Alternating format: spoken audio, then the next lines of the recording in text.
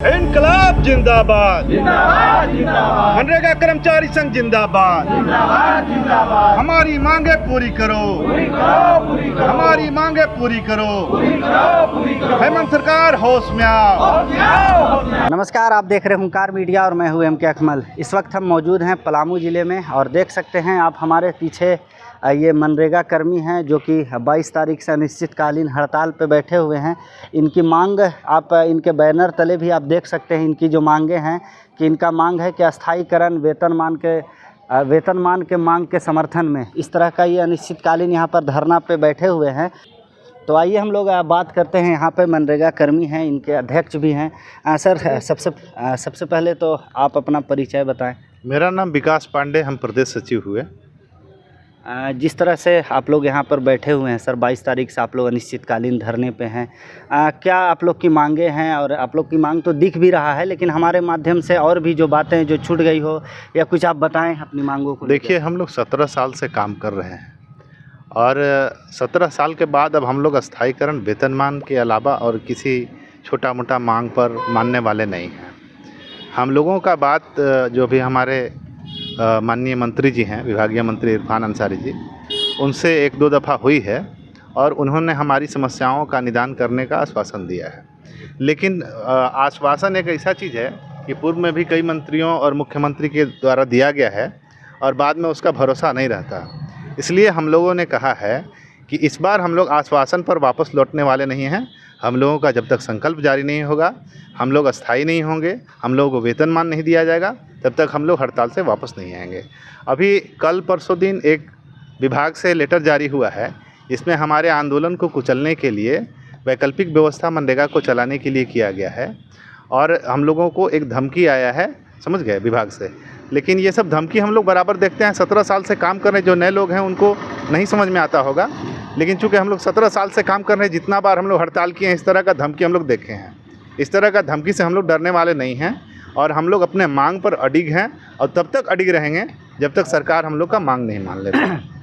यहाँ जिला प्रशासन की तरफ से या फिर सरकार की तरफ से आप लोग को क्या लगता है कि जिस मांग को लेके आप अभी तक डटे हुए हैं, क्या आगे चल के सरकार इस मांग को मानेगी या क्या लगता है आप लोग को? जिस तरह से आप कह रहे हैं कि विभाग के द्वारा हम लोग के प्रति षड्यंत्र किया जा रहा है, तो क्या लगता है कि आगे किस तरह की लड़ाई और आप लोग को बाकी रहेगी? देखिए, ये तो हम लोग का जो मांग है नीतिगत मांग है और स्टेट गवर्नमेंट ही इस पर कोई फैसला ले सकती है।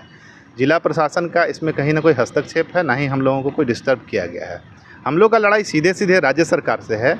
हम लोग के विषय में हित या अहित जो भी कर सकता है स्टेट गवर्नमेंट करेगा और हम लोग को अभी तक तो पूरा भरोसा है और माननीय मंत्री जी जब भी बोले हैं तो सकारात्मक बोले हैं। जो हमारे अधिकारी हैं उनका कभी भी पॉजिटिव रवैया हम लोग के प्रति नहीं रहता है, हम लोग के लिए कभी अच्छा सोचे ही नहीं। वो तो मान के चलिए कि हम लोग का हड़ताल होता है तब कुछ मानदेय बढ़ा देते हैं और अगर हम आंदोलन नहीं करें तो कभी भी अपने मन से उन लोग मनरेगा कर्मी के हित में कोई डिसीजन नहीं लिए। इसलिए हम लोग जो है सो बाध्य होकर हम लोग को इस बार भी आंदोलन में स्ट्राइक करना पड़ा और हम लोग जो है इस बार बहुत मजबूती के साथ हमारा आने वाला दिन में 29 तारीख को मानव श्रृंखला बनाया जा रहा है रांची में, मौसीबाड़ी से लेकर के जगन्नाथपुर तक। और उसके अलावे अगर हम लोग का स्ट्राइक और लंबा चला तो और भी धारदार हम लोग आंदोलन करेंगे। माननीय मुख्यमंत्री, माननीय मंत्री, जो विभागीय मंत्री हैं उनका आवास घेराव करेंगे और हम लोग इससे अधिक धारदार और उग्र आंदोलन करेंगे। हम लोग का आंदोलन रुकने वाला नहीं है अभी। तो आप देख सकते हैं कि इतनी चिलचिलाती धूप में, इतनी गर्मी में, जो कि मुझे यहाँ पे बैठे हुए अभी 5 मिनट भी नहीं हुए हैं और हमारा शर्ट जो है वो पूरी तरह से भीग चुका है। आप समझ सकते हैं इन लोगों का दर्द, जिस तरह की भीषण गर्मी में, धूप में। और यहाँ पे देखें कि सब लोग जो हैं वो अपने हाथ को चला रहे हैं। इतनी गर्मी में ये लोग आज 22 तारीख से बैठे हुए हैं और इनकी डायरेक्ट मांग जो है वो सरकार से है कि सरकार हमें अस्थायी कर दे, हमारे मानदेय को बढ़ा दे।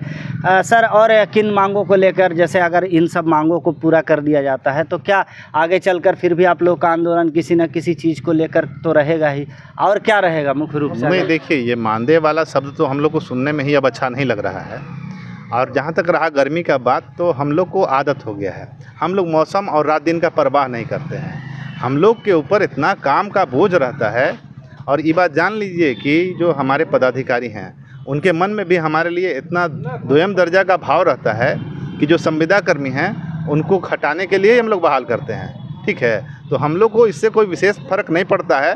हम लोग इससे ज़्यादा कठिनाई में रहते हैं और काम करते हैं। हम लोग अब तो मान के चलिए कि बैठे हैं तो हम लोग को बहुत ज़्यादा गर्मी का ये नहीं है। दूसरा बात रहा हम लोग का मांग का बात, तो मांग मान के चलिए कि आप हमको जो बहाल किए थे 17 साल तक हमारा काम आपको संतोषजनक लगा, तो अब आपको हम लोगों को अस्थायी करने में बहुत ज़्यादा दिक्कत नहीं होना चाहिए। ये सरकार से हमारा मांग है कि 17 साल के बाद अगर हम मांग कर रहे हैं, हमारा माननीय उच्च न्यायालय और उच्चतम न्यायालय भी ये बात बता दिया है कि आप 10 साल के बाद अगर किसी को रखते हैं तो उनको रेगुलर कैटेगरी का सेवा माना जाता है और आप उसको रेगुलर करिए। अन्य राज्यों में भी, उड़ीसा में, हिमाचल प्रदेश, राजस्थान में जो हमारे कर्मी हैं उनको अस्थायी कर दिया गया, यही मनरेगा कर्मी को। लेकिन झारखंड में आप देख रहे हैं कि कई एक सरकार आया, बना, चला भी गया, लेकिन किसी का मनरेगा कर्मी के प्रति संवेदना बहुत अच्छा नहीं रहा। इसलिए मनरेगा कर्मी आज भुक्तभोगी हो रहे हैं झारखंड में। लेकिन झारखंड सरकार और हेमंत सरकार तो अपने मैनिफेस्टो में भी, और एक वीडियो भी हमने देखा था, उसे मैंने चलाया भी है कि मुख्यमंत्री जो अभी वर्तमान मुख्यमंत्री हैं झारखंड के, उन्होंने खुद कहा है कि हाँ अगर हमारी सरकार आएगी तो हम इनको अस्थायी करेंगे। इस तरह की बातें तो वो कह रहे हैं। तो फिर आखिर आप लोग को लगता कहाँ पर है कि कहाँ पर ये दिक्कत हुई कि सरकार में आने के बावजूद वो आप लोग के साथ इस तरह का कर रहे हैं? हमारा देखिए इस बार जो मुहिम है सत्याग्रह है, वादा निभाओ अस्थायी करो का है। हेमंत जी ने वादा किया था, ये बात हम अनेकों बार बोल दिए हैं, इसलिए अब बोलने में ख़राब लग रहा है, इसलिए इस बार अभी हम नहीं बोले। यहाँ जगत कुटीर स्थानीय है, वहाँ पर रात्रि चौपाल में आए थे हेमंत जी, उसका वीडियो भी हम आपको दे देंगे। हम ही सवाल पूछे थे, उस समय जिला अध्यक्ष हुआ करते थे पलामू जिला का, और हमने स्पष्ट डायरेक्ट उनसे पूछा था कि अगर हेमंत जी मुख्यमंत्री बनते हैं और जेएमएम का जो है सो सरकार बनता है, तो आप मनरेगा कर्मियों के लिए क्या कीजिएगा, आपका क्या सोच है? तो उन्होंने कहा कि आप जो आज स्ट्राइक कर रहे हैं, आपको स्ट्राइक करने की ज़रूरत नहीं पड़ेगी। आपको जो है आप एक सूचना दीजिएगा, हम आपको बुला करके बात करेंगे, आपकी समस्याओं का समाधान करेंगे। आप ये देख लीजिए कि दूसरा बार इसी सरकार में 2020 में हम लोग हड़ताल किए थे और उस समय भी हम लोगों को छल किया गया। हम लोगों के कुछ लोगों को तोड़ करके जा करके समझौता करा करके हड़ताल तोड़ने की घोषणा कर दी गई। दोबारा जब आज हम लोग 2024 में बैठे हैं, अभी तक आज 5वां दिन हो गया और 3 दिन आपका सांकेतिक हड़ताल। हेमंत जी को कई एक बार हम लोगों ने चिट्ठी लिखा है, लेकिन इस 4 साल 4.5 साल में एक बार भी माननीय मुख्यमंत्री ने बुला के अब बात करना मुनासिब नहीं समझा।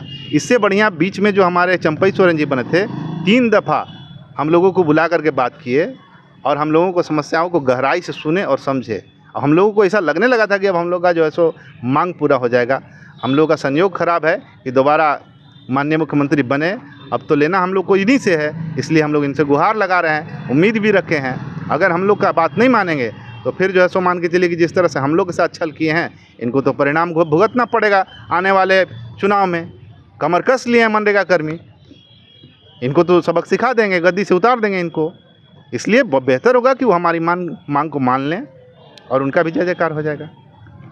चलिए एक आखिरी सवाल सर, जब पहला न्यूज़ जब हमने आपका डाला था तो बहुत सारे लोगों का कमेंट आ रहा था कि जब आप मनरेगा कर्मी के आप जिला अध्यक्ष से जब मिलें तो उनसे ये सवाल ज़रूर पूछिएगा कि बहुत सारे ऐसे ब्लॉक, बहुत सारे ऐसे पंचायत हैं जहां से मनरेगा कर्मी की भ्रष्टाचार जो हैं वो मीडिया के सामने भी आते रहते हैं। तो आपको लगता है कि आपके विभाग में भी कुछ ऐसे करप्ट हैं जिनके चलते भोली भाली जनता का भी नुकसान होता है, वहाँ उनके साथ करप्शन होता है, तो इस पर क्या कहेंगे आप? भ्रष्टाचार का एक अलग अवधारणा है। जो लोग भ्रष्टाचार में लिप्त हैं उनके लिए हमारे संविधान में कानून है, उनके लिए दंड का प्रावधान है, उनका तरफदारी हमारा संघ कभी नहीं करता है। जो भी अगर भ्रष्टाचार करता है उसके लिए जो नियम कानून है उसके तहत उसको सज़ा मिलना चाहिए, और सरकार कराता भी है, उनको सज़ा मिलता भी है। भ्रष्टाचार जहाँ भी है, चाहे मनरेगा में हो या अन्य विभाग में हो, उसके लिए हम लोग तरफदारी उसका नहीं करते हैं। भ्रष्टाचार का हम लोग कोई समर्थन नहीं करते हैं। और ऐसा मनरेगा में ये बात मैं दावे के साथ कह सकता हूँ कि अन्य विभागों के मुकाबले मनरेगा में भ्रष्टाचार बहुत कम है। यहाँ पर भ्रष्टाचार दिख इसलिए जाता है कि हमारे यहाँ बहुत ज़्यादा पारदर्शिता है। सारा चीज़ MIS के पोर्टल पर है, एक साधारण जनता भी खोल के देख सकता है कि किस योजना में किस मजदूर को कितना पेमेंट हुआ है, ये बात जानकारी है। इसलिए थोड़ा सा इसमें अगर कुछ भी 0.1% भी अगर गड़बड़ी होता है तो सीधे सीधे दिख जाता है आपको, इसलिए नज़र आता है। नहीं तो बाकी विभाग से मनरेगा में बहुत कम भ्रष्टाचार है, ना के बराबर। और ऐसे लोग अगर 1-2% हैं भी तो उसके हिसाब से पूरे मनरेगा का आकलन नहीं किया जा सकता है।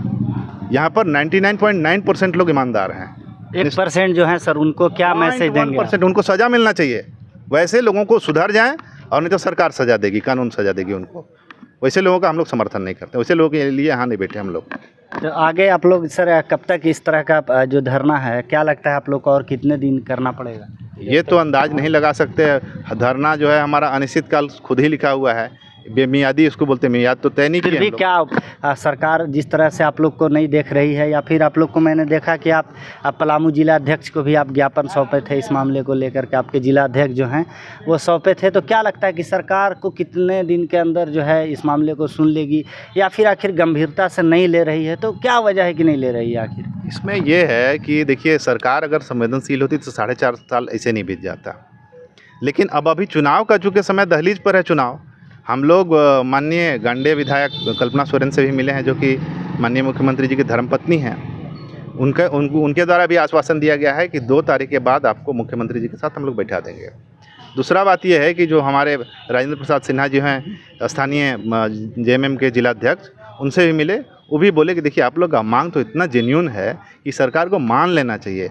अब आपका जो है सो तरफदारी, आपका जो है सो पैरवी हम लोग जो है सो करेंगे जाकर के माननीय मुख्यमंत्री जी से, और मुख्यमंत्री जी आपकी बात को मानेंगे। तो विश्वास तो जगह है, अगर विश्वास है इसीलिए हम लोग हड़ताल किए। विश्वास नहीं होता तो काहे करते? विश्वास है सरकार पर।